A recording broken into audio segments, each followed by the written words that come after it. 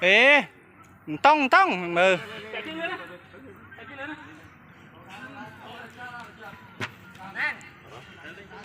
ngon không ê tài sập bài ê mày cho bạn đâu lên đâu tôi phải sập bài lên bạn đâu pha chỗ đây này chấm này bỏng mà bom hết lên bỏng nàng cái lươn mau cái bị nhặt đâu nên prom này dù mà đỏ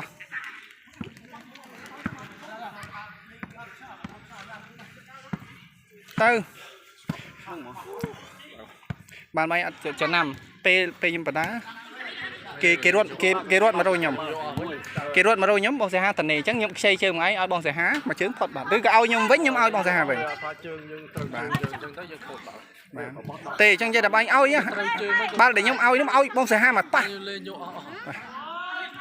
thế con cất lúc mày đang cất lúc đó bên này cái chó ba cái chó là tự dưng dứt cái chó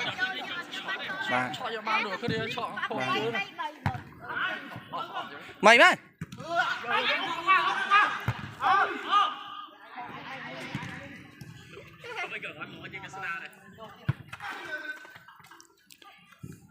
Lên tay sập đâu? không một mà cái thằng lên tinh sập không này ta ai cho thôi này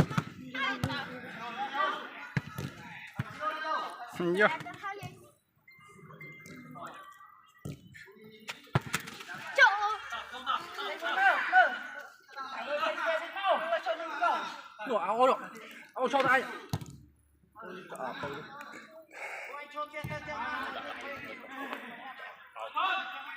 Bao lên chơi hôm mấy là đồ mình.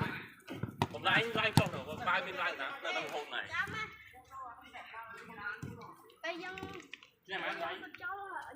Smart Chanh.